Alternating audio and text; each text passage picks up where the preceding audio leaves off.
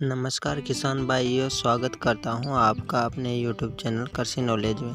आज की वीडियो में हम बात करने वाले हैं कि खेती बाड़ी में अधिक मुनाफा कमाने के लिए क्या उपाय करें। तो दोस्तों, हम दो तरीके से खेती बाड़ी में अधिक मुनाफा कमा सकते हैं। पहला उत्पादन को बढ़ाकर और दूसरा लागत को घटाकर। लेकिन दोस्तों, हम उत्पादन को एक निश्चित सीमा तक ही बढ़ा सकते हैं, परंतु लागत को घटाने के कई उपाय हैं जिससे हम हमारे मुनाफे को बढ़ा सकते हैं। तो दोस्तों, वो कौन कौन से उपाय हैं उनके बारे में जानेंगे। लेकिन दोस्तों, आपसे एक छोटी सी रिक्वेस्ट है कि आपने अभी तक अगर हमारे चैनल को सब्सक्राइब नहीं किया है तो कृपया सब्सक्राइब कर दीजिए और बेल आइकन भी दबा दीजिए, जिससे कि आगे आने वाली वीडियो के नोटिफिकेशन आपको मिलते रहें। साथ ही वीडियो को भी लाइक कर दीजिए। तो चलिए इस वीडियो को शुरू करते हैं। जैसा कि आप सभी किसान भाई जानते हैं कि जब हम आमदनी में से लागत को घटाते हैं तब हमें मुनाफा मिलता है। यानी हम जितनी लागत को जितनी कम करेंगे उतना ही हमारा मुनाफा बढ़ेगा।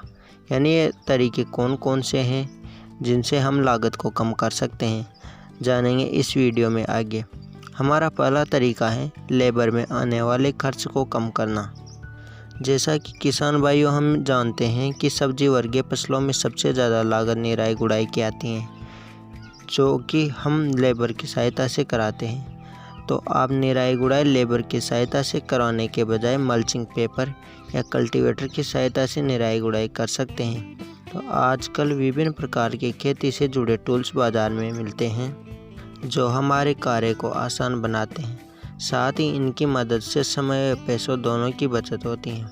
इसी प्रकार बेड बनाने, बीज की बुआई करने, खाद उर्वरक डालने आदि कामों को करने के लिए लेबर के बजाय आधुनिक कृषि यंत्रों का प्रयोग कर सकते हैं। जैसे बेड बनाने के लिए यंत्र या बीज की बुआई करने के लिए सीड ड्रिल मशीन का प्रयोग कर सकते हैं। आगे बात करें तो हमारा दूसरा तरीका है जैविक खाद। जैविक खाद का प्रयोग करके भी लागत को कम कर सकते हैं। जब हम जैविक खाद की बजाय रासायनिक खाद डालते हैं तो धीरे धीरे हमारी ज़मीन कठोर होने लगती है, जिससे हमारा उत्पादन घटने लगता है। फिर हम और ज़्यादा खाद डालते हैं उत्पादन बढ़ाने के लिए, जिससे हमारी लागत बढ़ जाती है और एक समय ऐसा आता है जब हमारी ज़मीन बंजर हो जाती है। जबकि जैविक खाद हमारी मिट्टी की उर्वरा शक्ति को धीरे धीरे बढ़ाता है और ज़मीन को भुरभुरा बनाता है, जिससे हमारा उत्पादन धीरे धीरे बढ़ता रहता है। और जब हम रासायनिक खाद की बजाय ऑर्गेनिक खाद का प्रयोग करते हैं तो हमारी फसल में रोगों का प्रकोप भी कम होता है। अब हमारा तीसरा तरीका है बीज व पौध में आने वाले खर्च को कम करना। किसान भाइयों, जैसा कि आपको पता होगा कि जब हम बाज़ार से बीज लाते हैं तो वो काफ़ी महंगे पड़ते हैं, इसलिए हम कुछ चुनिंदा बीजों को घर पर ही तैयार कर सकते हैं। जैसे गेहूं, प्याज, मूंग, उड़द, पालक, मेथी आदि। इन सब बीजों को हम घर पर ही उपचारित करके बो सकते हैं, जिससे हमारा बीज पर होने वाला खर्च कम होगा। लेकिन किसान भाइयों, कुछ बीज ऐसे भी हैं जिन्हें हम बाज़ार से लाना ही पड़ता है, जैसे भिंडी, मक्का, मिर्च, बैंगन, गोभी, पत्ता गोभी आदि। इन सब बीजों को आप अपने खेत में ही नर्सरी करके तैयार करना है। कुछ किसान भाई इनके बीजों की नर्सरी करने के बजाय सीधे ही बाज़ार से पौध खरीद कर ले आते हैं, लेकिन वो काफ़ी महंगे पड़ते हैं, इसलिए आपको नर्सरी खेत पर ही तैयार करना है। अब हमारा चौथा तरीका है इंटरक्रॉपिंग।